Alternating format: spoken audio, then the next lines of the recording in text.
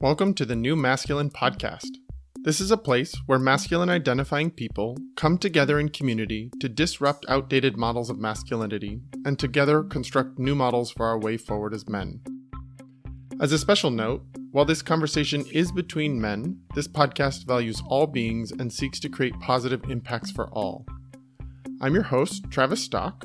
I am a master life coach, an equus coach, which means I often partner with horses when supporting clients, and I'm a teacher. In my coaching work, I am passionate about the balance of masculine and feminine energies in each of us, regardless of gender. I seek to help others nurture a relationship with both types of energy, which often leads to a greater sense of wholeness. And yet what I found in my work with men is that many of us have been taught messages about what it means to be a man by first teaching us to avoid anything that is associated with the feminine. That avoidance leads to few experiences of intimacy, emotions outside of anger, vulnerability, or even a sense of belonging. Striving to comply with these models of masculinity has many of us feeling isolated, ashamed, unworthy, afraid, angry, and depressed. That's why I started this podcast, to bring men together who are ready for something new, something more whole. I've mentioned before, and I believe many share similar feelings, that I have a mixed relationship with social media. While I try to share some of my life and work using these platforms, I find them to also be spaces where I can engage in harmful comparisons and avoidance of connection in real and vulnerable ways. But I've been following my next guest for a bit, and he's modeling for me ways to engage this technology that educates, supports, and deepens connections. James Barnes, also known as the Trans Coach on Instagram, is a corporate trainer, coach, and keynote speaker.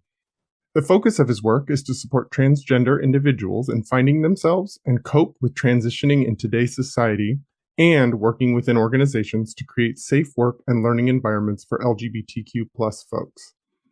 He recently posted a series of vulnerable shares regarding how society treats him differently since transitioning, and the response he got was a pretty mixed bag. I'll let him share more on that in a bit. But the power and nuance of his post deeply impacted me, and so I asked him to come share some of that with the New Masculine. Lucky for us, he excitedly agreed. On a personal note, James identifies as a father, as a husband, and as a mentor. It is exciting to me to have the opportunity to step into his shoes for a bit and learn from what his journey has taught him. So let's welcome him into the New Masculine. Thanks for joining me, James. Thank you for having me. I'm so excited to be here. Oh, it's such a thrill to sort of connect with somebody out there in the world that you don't really know, but then to just reach out and then all of a sudden they're excited to connect to. And I just love that kind of bouncing back and forth of energy. Absolutely. It's always fun when, you have somebody reach out and it's an instant connection and you're like, okay, I found a new friend. Yeah. What the rest of you don't know is we had a call previous to this and I think we could have just spent hours and hours and hours chatting. 100%. Easy. Yeah, 100%. So I shared a little bit about you in that intro. Is there anything else you think is important for people to know before we get into the meat of the conversation? Yeah, I can kind of give a little bit of a backstory, kind of as the trans coach, which is meaning I mostly coach people who have transitioned, but I coach a wide range of individuals. And I myself transitioned almost 8 years exactly. And so I really like to think of my journey as kind of that of a bridge. And I try my best to really connect and bring my story from before I transitioned into my masculinity and help men, cis men, kind of unpack their own femininity and their masculinity together. So that's kind of the foundation and the work that I do. That is so cool. I love the archetype of the bridge. It's one of the ones I play with in my work too. I often talk about how I'm the bridge, and learning to communicate between two different worlds and being able to give access to both sides. So yeah. I love that you said that because that really resonates with something I share a lot in my work. I love it. Oh, and prior to our conversation, I recognize that it's actually, while we're recording this, Transgender Awareness Week as well. So happy Trans Awareness Week.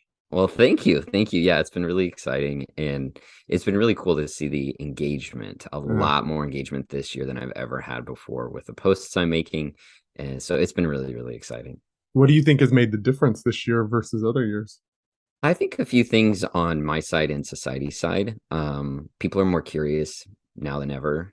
I'm posting. I have more of a following this year than I had in the past, and I am really having more fun. I know that that kind of Mm. sounds silly, but um, I've kind of been trying to figure out the evolution of my page and the content I'm creating, and to look at it more as um, kind of my love letter to society as a trans Mm. person versus just as an educator or just as marketing for the coaching I do, but really thinking of it as how do I show what trans joy looks like and trans hardships and the struggles we have and the ways that we thrive, and just kind of really having it be more authentic than trying to have a set goal, if that Hmm. makes sense. I think you probably know this feeling with trying to do marketing and trying to do social media, and you try to post the right ways and do all the things and get the algorithm to work in your favor. And in the last couple months, I've just kind of been like, you know what? I'm gonna do what makes me happy. And if Mm. I want to post the 3 second reel that might go viral, sure, I'll try that. And if I want to post the 90-second reel that's me teaching, I'm gonna do that today. And just really listening to my body and what feels true for me. And I feel like that's coming out. People are Mm. seeing that and enjoying it. Yeah, I bet. I think in many ways we've all sort of started to become more aware of when somebody's just trying to sell something to us, or Yes. when somebody has an agenda, even if it's masked with some nice like TikTok Yeah. dances or something that's going through there. We But know. we know. And so I Yeah. do think people, especially in these spaces on social media, we are craving more genuine, real, vulnerable connection. And so I think people can feel when it really comes from your heart. I love that kind of concept of a love letter to society. That's beautiful.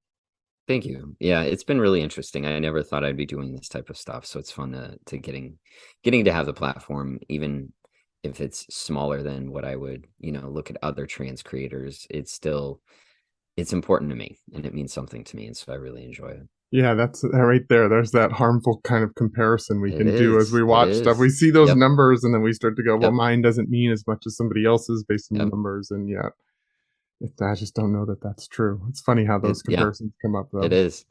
And that was actually really a big struggle I had probably about 6 months ago, that Mm. I was really going to throw away my account because I just was doing all this work and I could not I was losing followers no matter how much I did. And just recently, I've kind of been like, even if I stay at the 10,000 I have, that's the number I always stay at. I'm going to have fun and I'm going to do it my way. And the people that interact with me, um, they get something. I actually just made a post. You probably didn't see it because I just posted it before I came on, but it's a feeling defeated, walking out of the screen and then doing a slow motion dance, celebrating. And it says, when people DM me, that I've helped them fight through depression. And Mm. it's just that reminder of, even if it's one person, and maybe one of my peers has 10 people that they help, my one person still has value. My Mm. one person that I helped is incredibly important. And I have to remember to give value to that person and not compete. You know Yeah. what I mean? Yeah, I know. It's like when you get into those comparisons, it's about remembering to really focus on the people you are working with, you Hmm. are directly impacting. And it sounds to me like you have to be able to work and support somebody fighting through their depression, anxiety, gaining some coping skills, that you probably have had your own journey as a man in this world. And so I'd love to hear a little bit more about your story, about like what did you learn growing up about being a man? What was your journey like to figuring that out? What have you learned? So tell me what comes to mind when you think about that. Oh, absolutely, so much. So, growing up, I was raised in a Christian household. Thankfully, my mom and dad were very equal. So I did not have as much of those harmful man of the house kind of lessons being thrown at me. But it was just me and my sisters, and um, having, I think, three sisters, and at the time I hadn't transitioned yet, I was definitely the most masculine. And I still saw how separate I was treated compared to my male cousins, and the sexism, the underlining sexism that happened there. And both of my grandfathers, one was we've had generation after generation farmers. Mm. And then my other grandpa was in the Marines, in the Army, Marines and Air Force. And so very masculine men. And so growing up, there was just a lot of masculine means one set thing. And my dad is a softer man, but still a hunter. Um, all of the cliche kind of Pacific Northwest vibes, has a big truck, all of those things.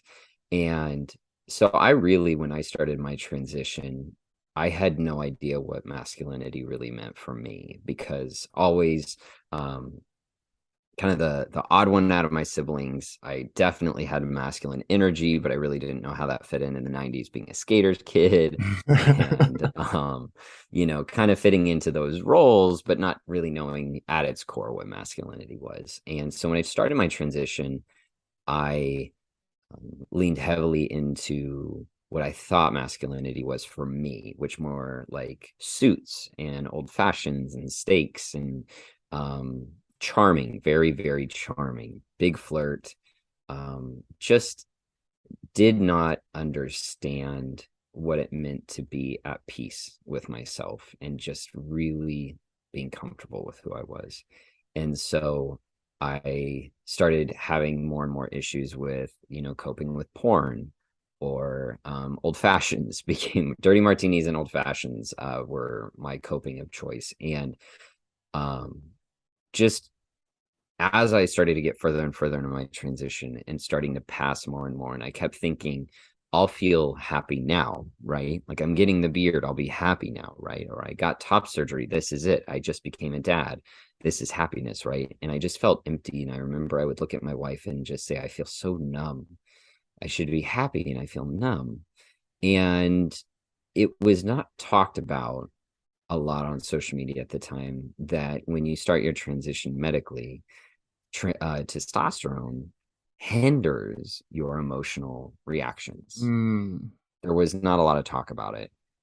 And so I just thought that that was a part of maybe my depression, the sadness I had had for a lot of my life, not feeling like I was at home in the right body, struggling. Depression was kind of interwoven throughout my whole life. So I just thought that this was a part of it. And then the testosterone made it even worse. So I just thought, like, maybe, being man just must suck. I don't know what, this is just tough. And I had a huge breakdown and just made so many choices that were selfish and closing off friendships and hurting my marriage and just self-sabotage. And I got to the point where I was on a phone call. I was on the phone with a suicide hotline. I was, thinking of how I would take my life. And I just had this major breakdown. And I started going back to therapy, and my wife and I, talked it out and found ways that we could, go to couples therapy and actually talk about what was all of the elephants in our marriage, and, be a team again. And therapy was really interesting because my therapist was not great and I still took from it, which is good. But I started to do meditation, and I started to do this practice where you lay on the floor, and I don't remember where I read it for the first time, but you lay on the floor, and it's kind of a meditation, but you have a conversation with yourself, and you just say, James, it's okay to feel whatever you're feeling. If you're feeling sad, it's okay to feel sad, and let your body just feel that sadness, James. And it's kind of like in this third person. And the very first time I did it, I just started sobbing. And I realized that I had just really not let myself feel my emotions. And I started to backtrack, like, was this a trans thing? Was this a masculine thing? And I realized a lot of it was, I think, in the church. There's you show up and you look nice and you wear your Sunday best. Both my parents were missionaries and pastors. And so I was in that a lot. And I realized how much of my life had been a performance. And I was finally letting myself to just be. And I started realizing how much I hated wearing suits and I don't like steaks and I don't want to eat meat. And maybe I want to be a vegan. And oh my gosh, do I want to go dry? Do I want to give up alcohol? And there was all of this stuff that I was like, whoa, whoa, whoa. Who is this guy? And I just started really getting to know myself for the very first time in my whole life. And realizing that all of these messages of masculinity, all of these subliminal moments, all of these things that had been put on me were not me at all, that did not align with me.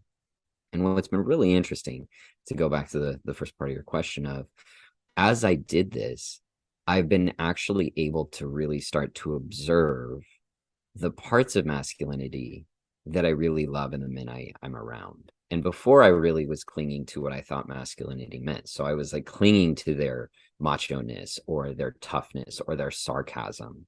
And now I can set boundaries with that. If my dad says things that I think are not okay, I'll say, like, come on, Dad, you know, we don't joke like that.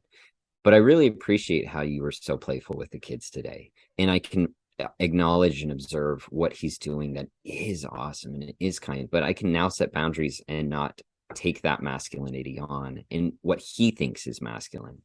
So it's been really interesting. I think that healing myself helped me actually heal my relationship with the other men in my life. Yeah, I can hear that. Gosh, there's so many things I want to pull you out on in this. I was making some notes to myself because I was like, oh my gosh, there's so many good, rich pieces. I think one of the things I hear in that's like sort of the overarching thing that I think most men are going to be able to connect with is that we all feel like, many of us at least feel like in some ways we're performing ourselves. Like we get socialized so young as people. Who do we need to be in order to belong, to fit in, to be successful, to be loved, all those kinds of things. And we, in some ways, one of the things I keep finding with the men that I'm chatting with is that at some points we start to leave really intrinsic parts of ourselves behind because what we learn to perform based on what our society tells us. And so I think that's such a common thing that many of us feel, is that need to perform, but how isolating, how depressing, how lost we feel in that, because there's so little of our intrinsicness, our truth, our authenticity woven into it. And it's funny because it's like, it wasn't till you started to like kind of break down that you recognized, I don't even know who I really am, what I'm interested. I've just been playing all these parts. I've just been eating steak because I think that's what I'm supposed to. I've been wearing a suit because that's what my culture taught me a man does. And so then you got to go on this self-exploration journey of like, who the heck actually am I? Yeah. And it's, you know, it's one of the metaphors I give with my coaching is that a lot of times trans individuals, and this is applicable to anybody, it just happens to be the niche I'm in, we sever our heads to fit in the box, to fit in the feminine box, or to fit into whatever box it is that society wants us to fit into, and completely sever it. And oftentimes people think that a transition is, you know, somebody meets trans and you're like, oh, okay, they're going to probably change their name, their pronouns, hormones, and surgery. That's what transitioning is. And I am working very, very hard to shift that. And for us as a society and as a community to see transitioning as more of a healing. And the name, pronouns, hormone, surgery just come with it. But really what it's about is reconnecting your body to your head and really figuring out, who am I outside of everything, the performance I've done, the severing of my connections, all of the things that I've done to survive. I'm now going to make space for myself to breathe. And now I want to get to know who that is and now fall back in love with that person so I can advocate for that person and become, you know, all of the things that come with the name, pronouns, hormone, surgery. And I think that that's just as applicable to a lot of cis men. Yeah. So what are some of the strategies you used in that? One of the things I heard was like really just letting yourself feel your feelings, lying on the floor and just crying it out for a little bit, or raging it out, or any of the feelings that are really there, and giving permission to do that. I think that's an important step in it. What other strategies did you use to really step out of the performance and really get to know you? It's what I call controlling what you can control. So it's taking everything that you do down to a micro level and deciding, am I doing this because I want to do it? Everything down to what underwear. Am I wearing boxers or briefs because that's what my dad wore, or that's what I, you know, want to wear, whatever, literally down to every choice, and owning I have control in the decision I'm making. And I'm going to decide to wear this, or I'm going to decide that I want my coffee this way. And I've had a lot of trans people do that when they are still in the home of their parents and they can't transition all the other ways they want to, and they'll feel very out of control, and they'll say, I feel really depressed, I feel really anxious, and I don't know what to do. And I'll say, okay, you're feeling out of control because there's other people controlling something about your life, but let's pivot and try to focus on what you can control and help you really do that self-work now, so then when you turn 18, you're ready to go. You already know who you are. And it amazes me every time when they come back and they're like, oh my gosh, it's been a couple weeks and I feel like so excited. Even though my parents still won't let me change my name, I feel like so cool because I got to decorate my room how I wanted, or I got to dye my hair, or whatever it is.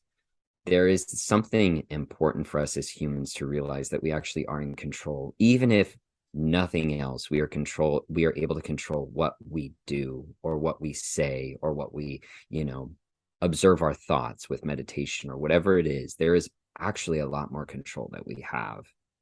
And when you are realizing you're in control, you start to be more intentional about how you talk to yourself, how you present yourself, how you invest in yourself, and then in turn, how you talk about other people, how you invest in other people, how you show up in other relationships. It's a ripple effect. And so that's been something that I lean heavily into with my coaching is, controlling what you can control. And then the other thing is oftentimes when people are transitioning, they rely heavily on other people to use the correct name and pronouns.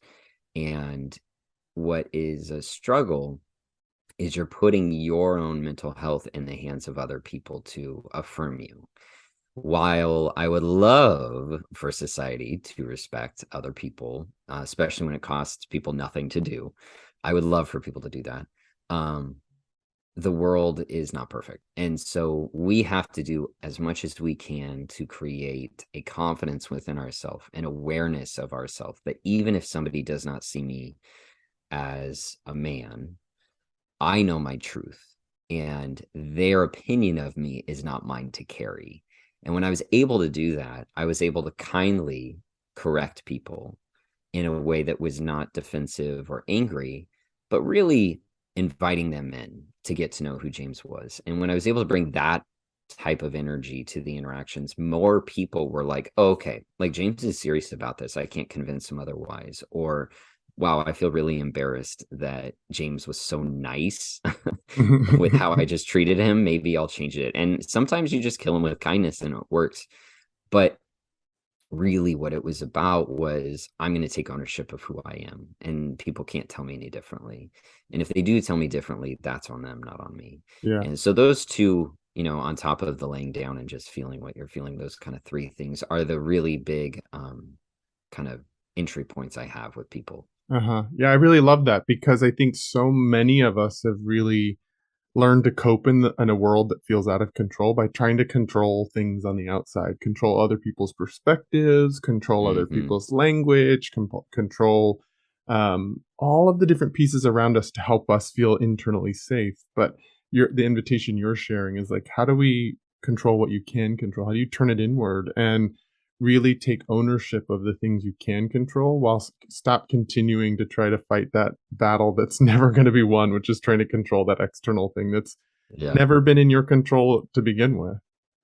100%. And I think that was really humbling, was realizing how much of my life I had been, one, allowing other people to micromanage me. That was very like, whew, that's uncomfortable. I was really letting people do whatever they want to me, and I was not advocating for myself. But then two, oh my gosh, no wonder I'm bitter at the people in my life, because I've been trying to control them and they're not controllable. Damn and just them. Because I was letting you what? Damn them, you can't control them. They won't do what I want. They won't do it. And I would think, well, I'm letting you control me. Why can't I control you? And I realized, oh, what a dysfunctional, web I'm weaving here. And so that was really huge in my marriage, because my wife is very direct. She's very aware who she is. She's very unapologetically herself. And so I would always feel better, like, well, I did this and I did this because you asked me to. And she goes, I never asked you to. I mentioned it. And you did it because you would feel guilty. And I never even asked you to do it. I was just saying, ugh, the kitchen's a mess. And you would think, well, I guess it's my job to clean it. And she was like, James, if there's something I want you to do, you know me, I will tell you. And it's true. So now we've, been able to lean way more into open conversations, open communication, and being transparent. And I'm not sitting there trying to passive aggressively micromanage her and think, assume she's trying to micromanage me. It's much more, I'm going to be me, you're going to be you, and let's have a respectful relationship from it. I also heard you talking about how you started to really identify for yourself the parts of masculinity that you did really love, not necessarily what was taught to you, but what did you really love about masculinity? Tell me a little bit more about what you found in your sort of excavation of what you really enjoy about masculinity. There's so much that I really enjoy. I think that masculinity at its core is about having this soft strength. Growing up, I always thought it was just about being like really, really strong or rugged or whatever. And I've realized that the men in my life that I genuinely admire are men who could be cruel or could be the strongest or could be whatever, but they intentionally decide to be soft and kind instead. Maybe they're softer in their delivery. They're more inviting people in versus trying to, have a VIP kind of environment around their friendships or whatever it might be. They are um, really soft with how they talk. They're not yelling, they're not aggressive, but there's confidence there. And I think that that's the same with a lot of the women in my life who are, they have masculine traits. And those are some of the masculine traits that I admire about them, is this just kind, safe strength that you feel safe around them, but you don't feel in danger around them. And that was something that I really never observed until I started healing my relationship with myself and really looking at my core values, because being raised in the church, most of your life, your core values are told to you.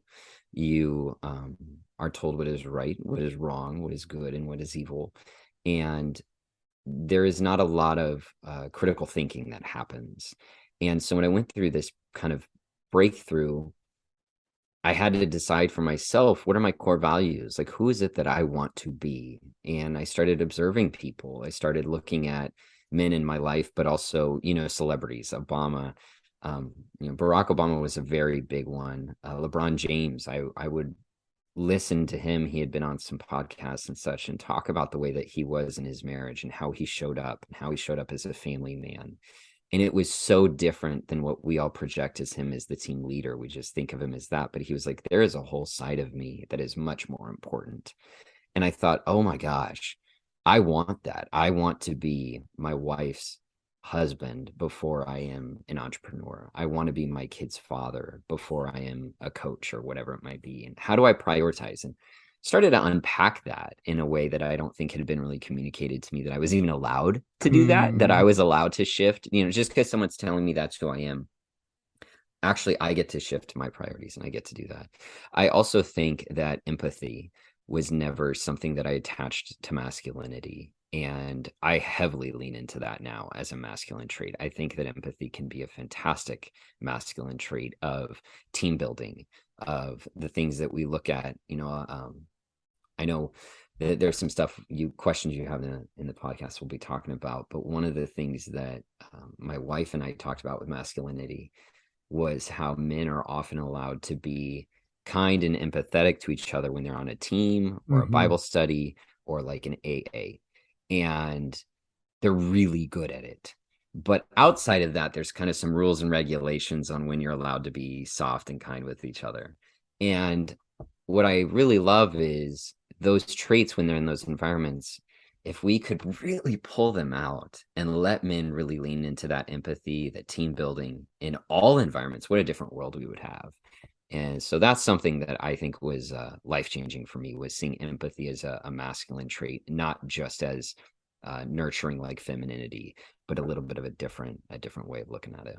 Yeah, there are so many limited spaces that where we can bring that softer side of us that our society lets us, or it's just kind of the norm there. And that's Hmm. something I'm really passionate about, is how do we expand those spaces? How do we grab the strengths from those really isolated moments, those compartmentalized moments, and bring them into our whole existence? Because Hmm. part of socialization as a man, really early on as little boys, we get taught that it's about, like, even the way that we play with each other, it's about competition, it's about Hmm. winning, it's about like big, like, I don't know, there's like Like crashing cars showmanship. together, Yeah. showmanship. Yes. And so we Yeah. don't actually often, we're not, that empathy skill is not nurtured within us.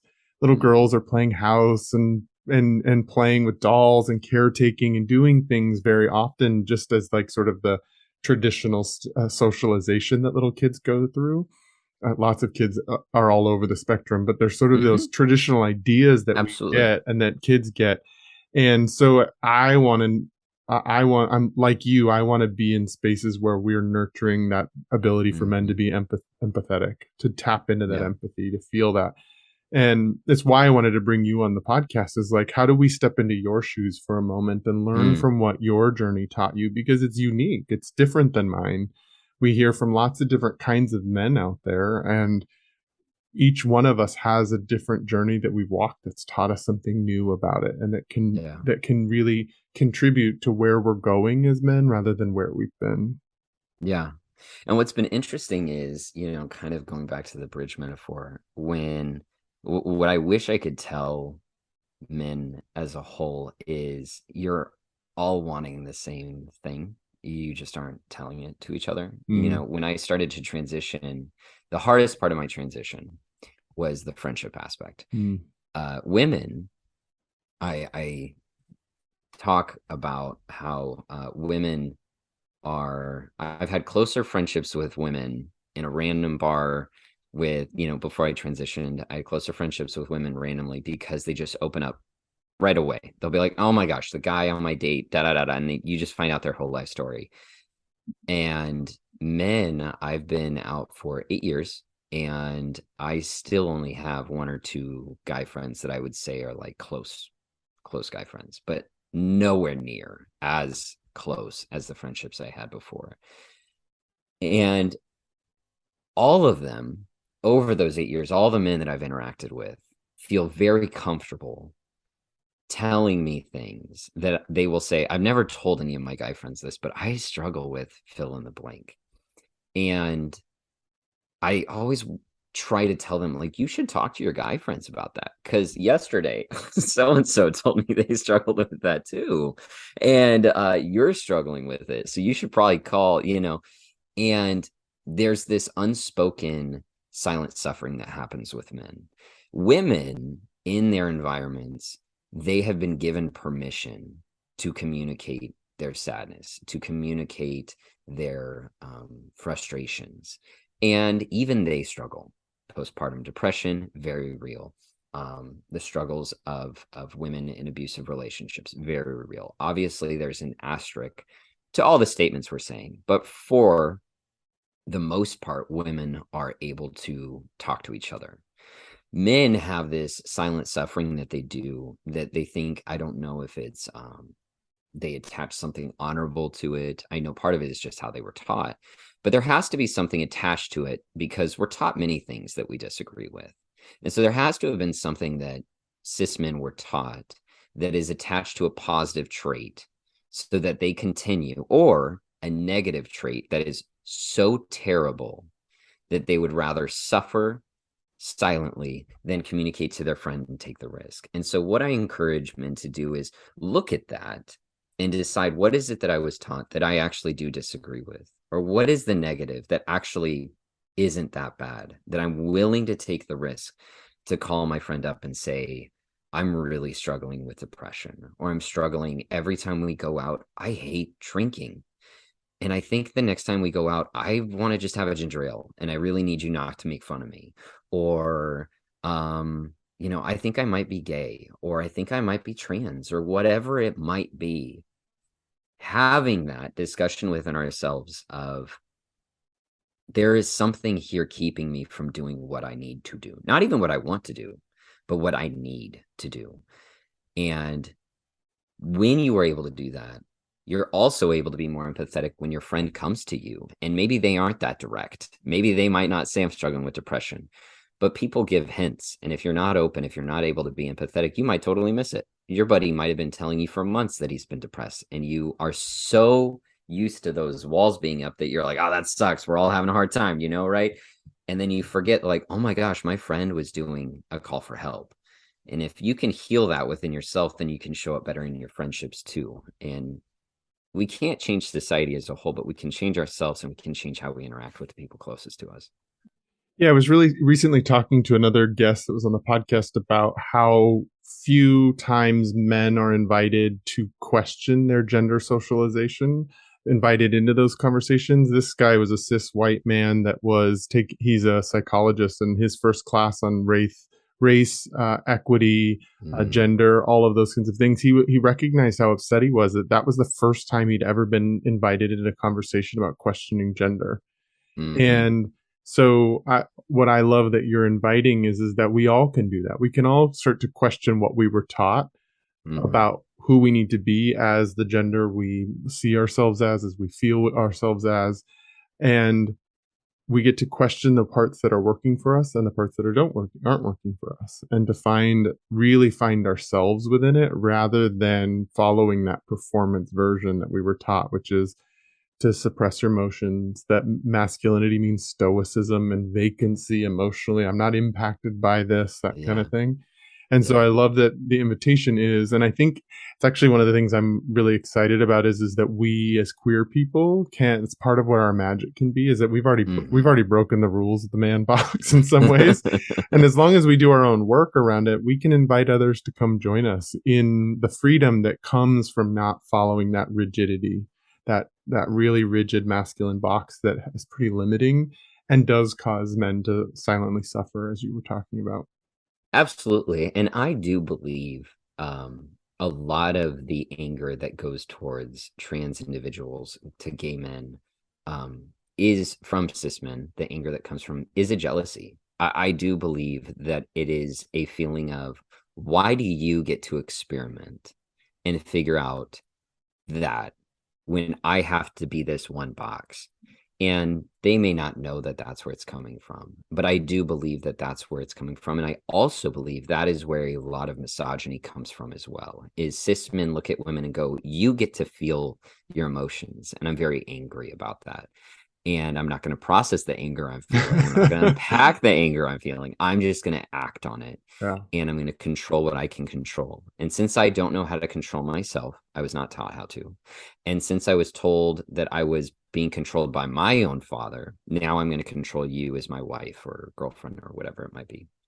And that's where a lot of the abuse comes from, is men are feeling so many negative emotions, and they don't have a way of coping. They don't have a way of unpacking it, or even just making space for it to breathe. There's plenty of times where I feel angry and none of the coping skills in my toolbox want to work.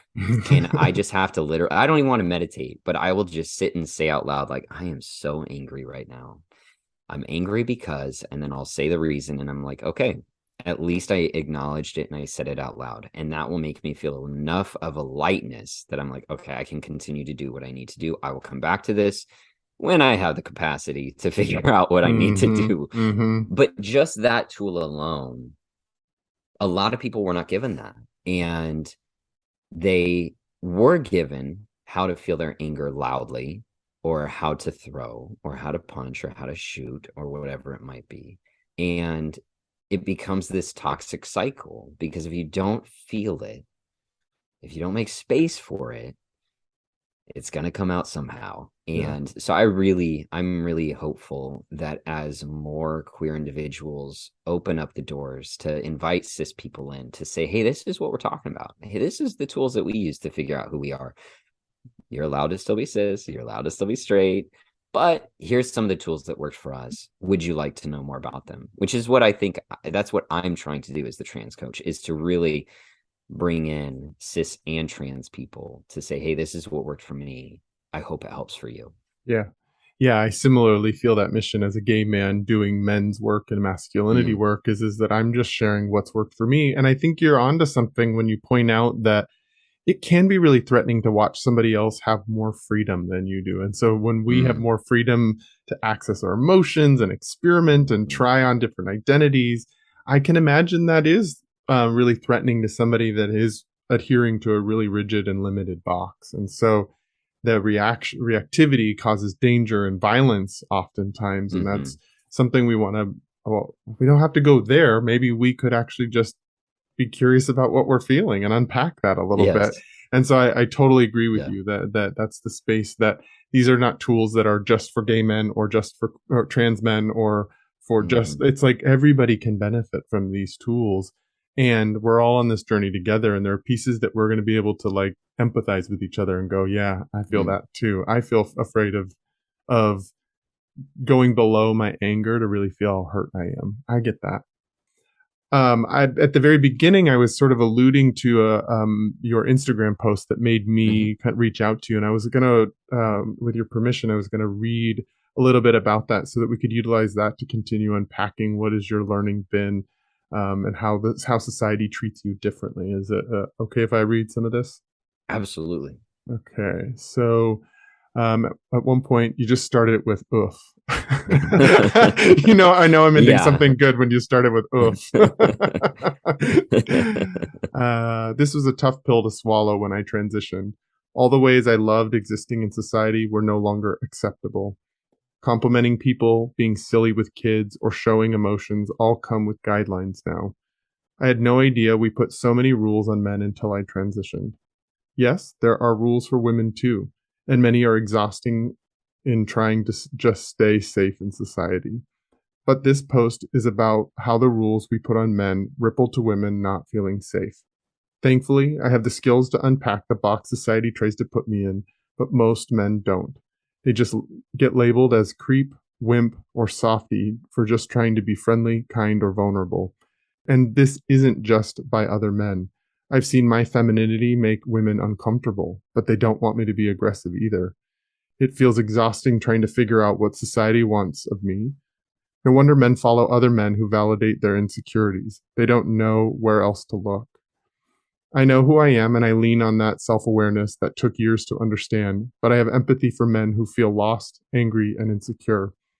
In the last 6 years of me fully passing, I can only remember maybe 2 times parents have been accepting of my help on flights to make their kids laugh or distract them for a little bit. This wasn't just a new COVID thing. And this is just one example of how I, a kind, friendly, and respectful man, still feel stereotyped into being someone who we have to protect kids from. So when you interact with men, check if you are making assumptions about them that are cruel. Yes, I protect my kids from strangers, but to assume every man is someone I have to protect them from does a disservice to my kids and to those men. If I want my daughters to grow up in a society where they are safe, I not only have to empower my daughters, but I also have to help men fully be themselves and know they are allowed to be kind and nurturing, even if they don't have kids.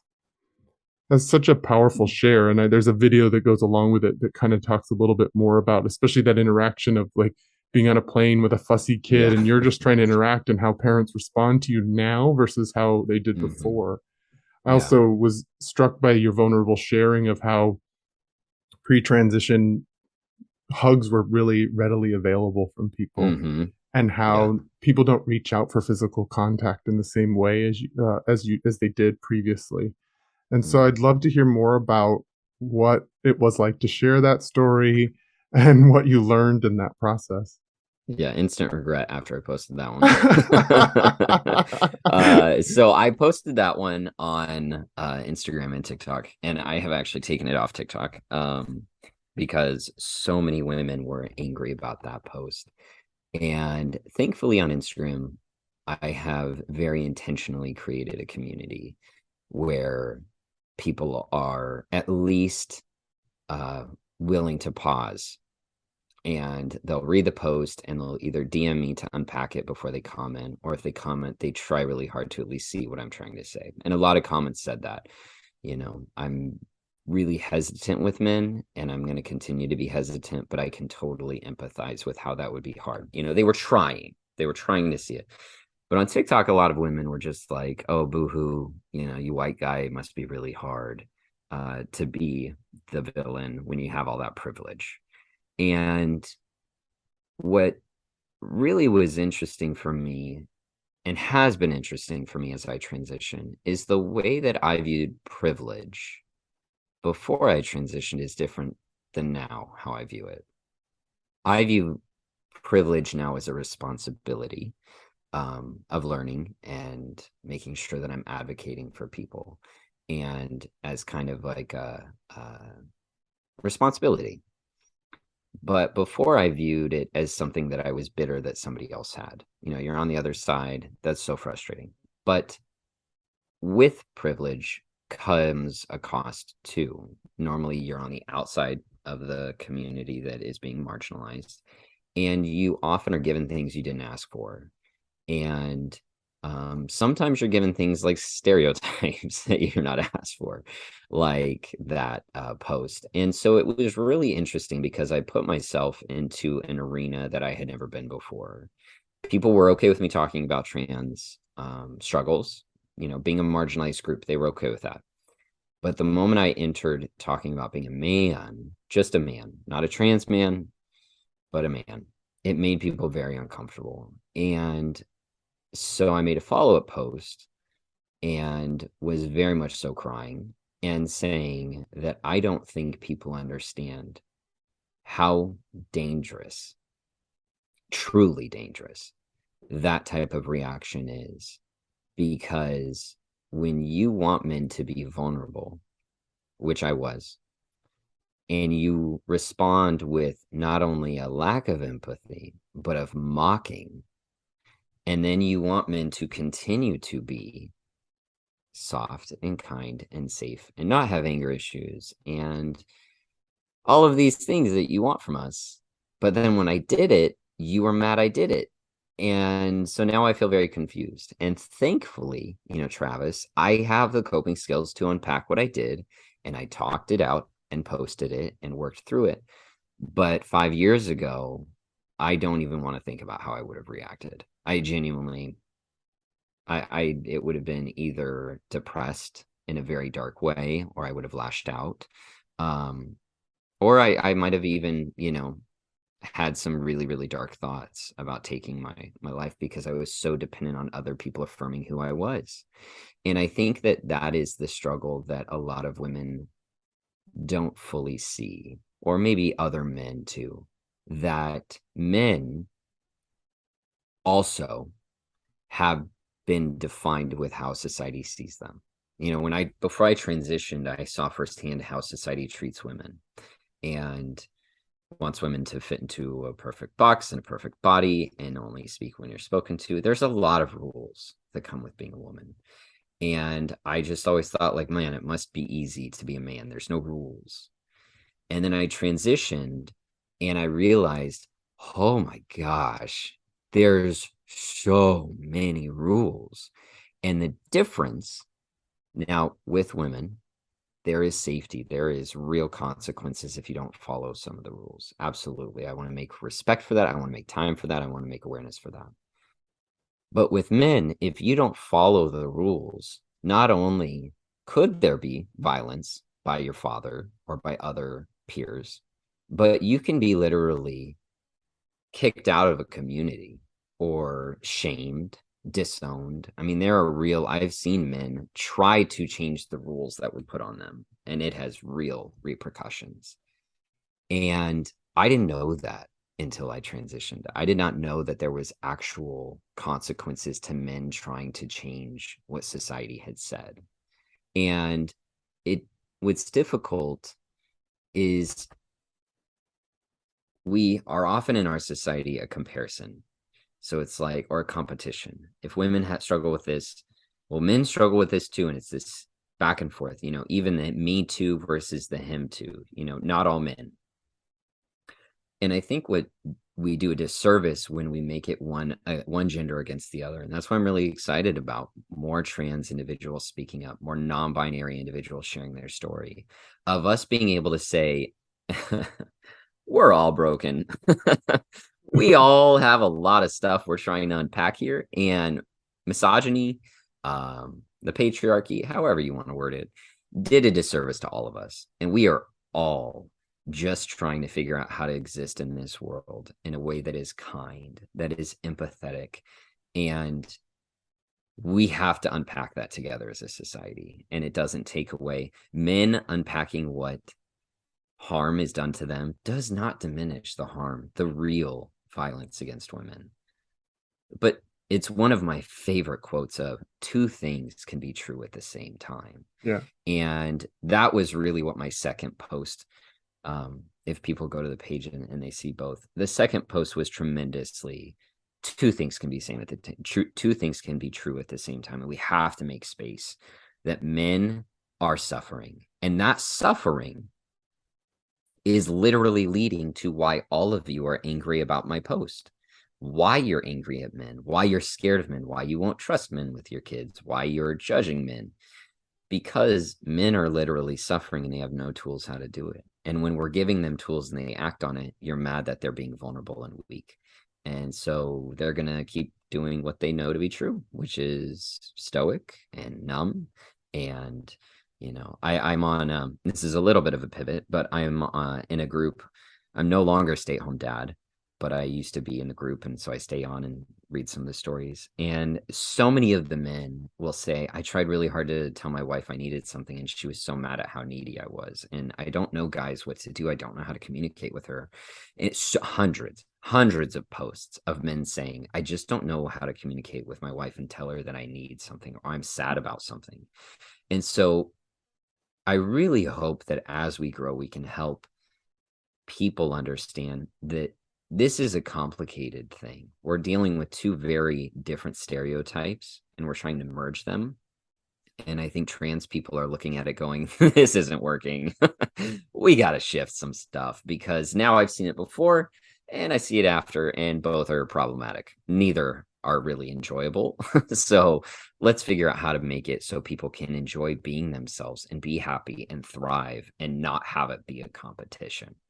So yeah, does thank that you. kind of help? It absolutely does. And it's why I wanted to bring you on, that two truths at once piece that you landed in, that you helped. That's the sort of message that's underneath it, is that so much of the way we interact with each other these days as a society is so divisive, and it's zero-sum game. Only one person can win and one's going to lose, and then you're canceled. And it's so brittle, and there's so much lack of nuance to our approach with each other. It's just picking a side and divisive. And so one of the things I'm trying to bring into my work is that nuance, is that you can hold two truths at once. Both can be true. And while there might be some tension between them, that you might feel some of that, let's get curious about what that tension is trying to communicate, rather than utilize that to then reinforce that you're right and someone else is wrong. Because the reality is that most of the violence that's out there is committed by men, but not all men are violent. But when we start to look at the profiles of the men that are really violent, it's because they feel disconnected. They're struggling with mental health conditions, their substance abuse issues to try to cope with what's going on in their life. And the reality is the male suicide rate is it's an epidemic of extreme. 100%. Men are committing suicide at like completing suicide at a much higher ratio than women are. And there's something to be looking at in that. And so I do think we need to look at how we talk about men and to men around these challenges. And it's why I don't really use the language of toxic masculinity in my work, because it automatically puts the shame thing in there. Then that's defensive. And then now we can't actually work on this. Something you said earlier about, like, even the way you talk to your dad, you said something like you can set a boundary on a certain style of talk, but then you follow it up with, but I really appreciate how you were with the kids earlier. That those two truths can exist at once. That, hey, this is some behavior that isn't appropriate in my space.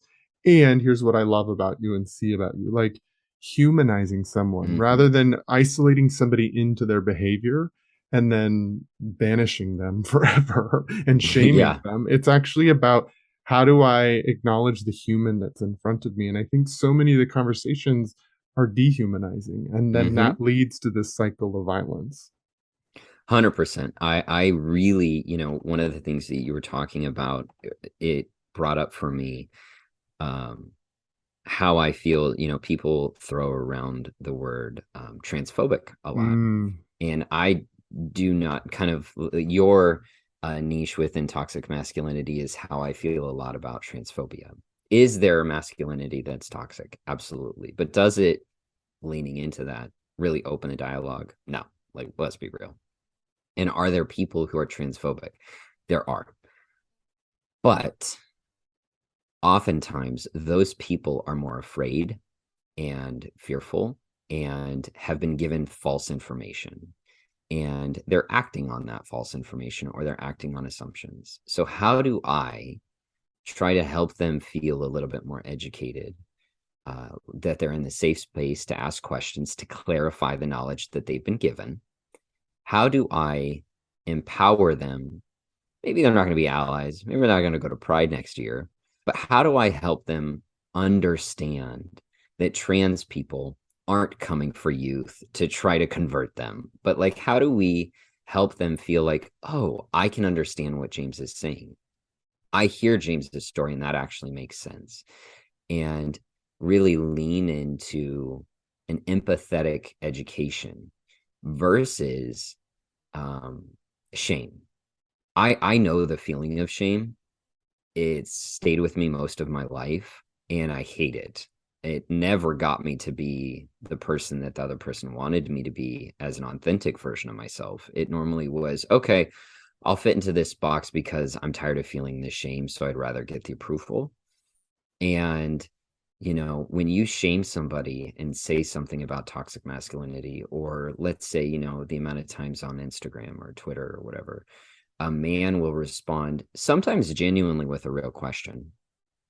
And somebody will come on and respond with something like, that's real fresh from you, with how your face looks, or something like that. Or that's real fresh, you judging that woman with how you look, or whatever. It's just cold. Mm. And I'll think, like, do you think that that made that man more respectful to women with how you Mm-hmm. just responded? Or do you think that now he's going to feel embarrassed and defensive? And so I look at these interactions and I think, I know that the person who wrote that is just angry or protective over maybe that person's account or over the original tweet or whatever. And they're thinking that they're, you know, being this like, I don't even know, like this fighter. But that doesn't help anybody feel like they're learning, and it's not opening up learning. And so if I'm talking to my dad or my parents, we have to set boundaries with how we parent, because we parent differently than their generation. One of the big things that our generation is leaning into is we don't require kids to hug when they don't want to. We are really teaching body autonomy, not just my wife and I, but a lot of our friends. Well, the older generation was taught that you force hugs or whatever. But we don't just say, hey, you're making our kids feel creeped out.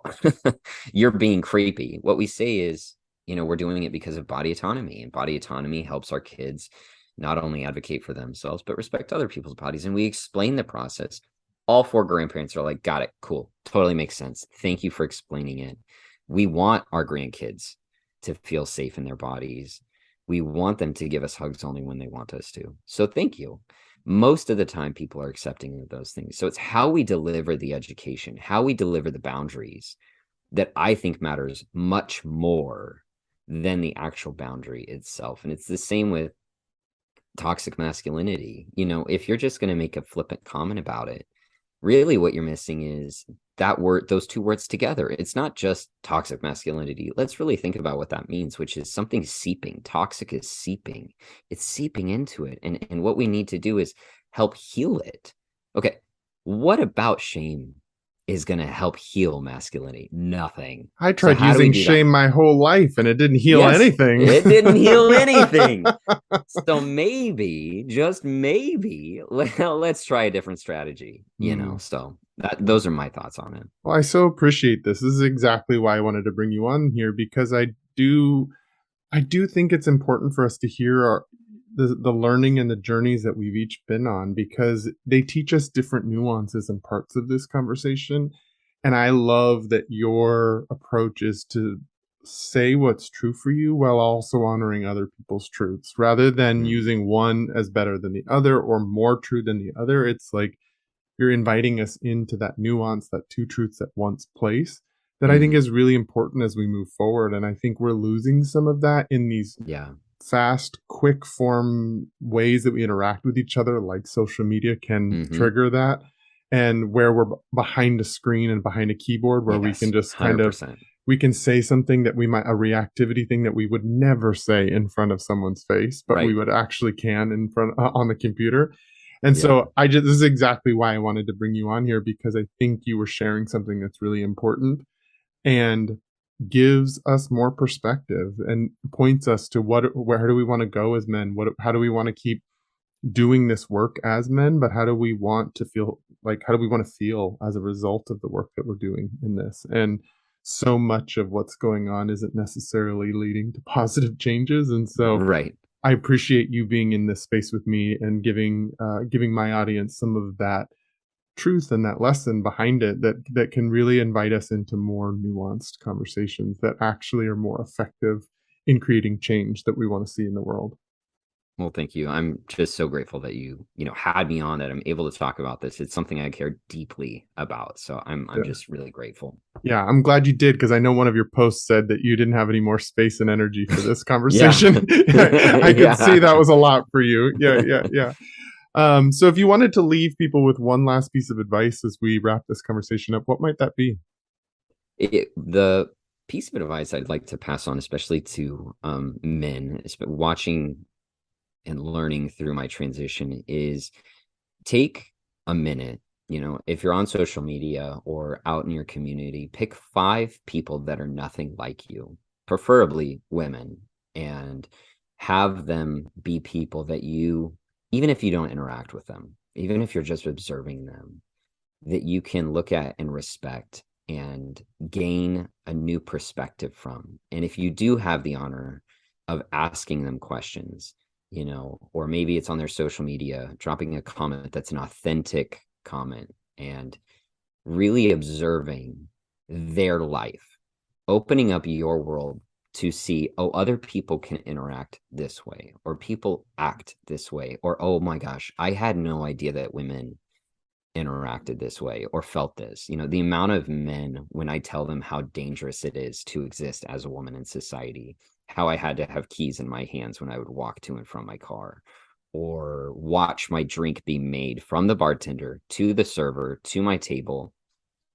and still make sure that none of the men at the table would drug my drink. Like, those are things that are normal occurrences in every woman's life. If you Right. ask any of the women in your life, they'll have something like that. Make space for that.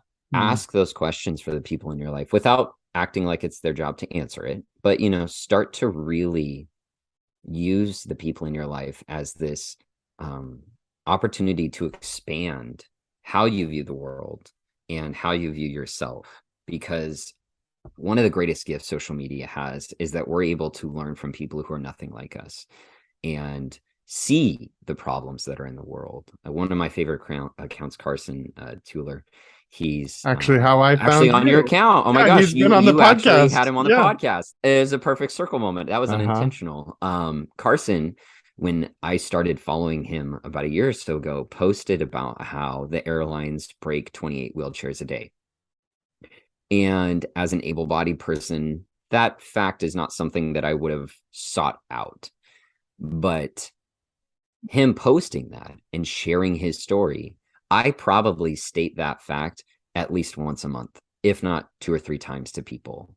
That's a ripple effect of Carson sharing his story, but also me intentionally following somebody who could teach me something and then Mm. relaying that message to the people in my life. Those are the things that we as men need to be actively doing, not just following the accounts that align with our hobbies, align with who we are, but using social media as a tool to grow our empathy and understanding and have a better understanding of femininity and those who are different than us. That would be my advice. But make it Yeah. a number of like 5 people so you can reach it.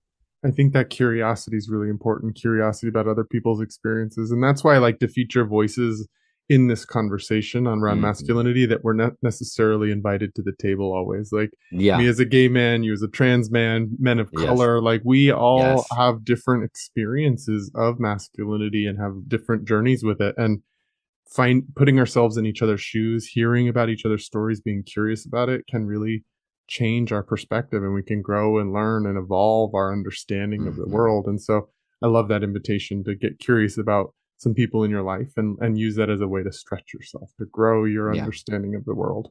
If people want to find out more about you, want to hire you to speak at their organization, want to learn, how are they going to find you out there in the world? Yeah, I love that. I'm definitely leaning and wanting to lean heavily more into keynote speeches. So the Trans Coach is the brand across the board: Instagram, TikTok, what else is out there? LinkedIn, James Barnes, the Trans Coach. The website is thetranscoach.com, and you can email me at thetranscoach@gmail.com. So any type of way you want to get in touch with me, just Google the Trans Coach and you'll find me. Well, that makes it easy. I'll also It make does. sure that's all in the show notes so people can easily find it. Well, thank you so much, James, for joining me. It's been a real pleasure. I think that our connection felt so easy and fun throughout it. And I just am so appreciative to have been able to be in this space with you and learn from your nuanced experience. Well, thank you. And I really honestly, Travis, want to take a moment to just honor you and appreciate all the work you're doing. The change isn't just going to happen in a vacuum, and it has to be men being willing to put themselves out there and have these uncomfortable conversations and reaching out to strangers and saying, hey, will you be on my podcast? And editing it and getting it all out there. So I just want you to know that I see the work you're doing. I appreciate you, and the world is a better place because of you. So I appreciate it tremendously. It means a lot to me. Thank you so much. Yeah, Absolutely. This has been initially a scary thing to step into, and so I appreciate the positive feedback and the being seen in that. So thank you. If you want to get in contact with me, you can go to my website at travisstock.com. You can also follow me on Instagram at Travers03. That's where the ongoing conversations about the new masculine are going on. So follow me there. If you are loving the mission of this podcast and want to become a contributor, I'm also on Patreon. So you can go to patreon.com/the new masculine to become a contributor to the new masculine. Thanks so much for joining me, James. And until our next episode.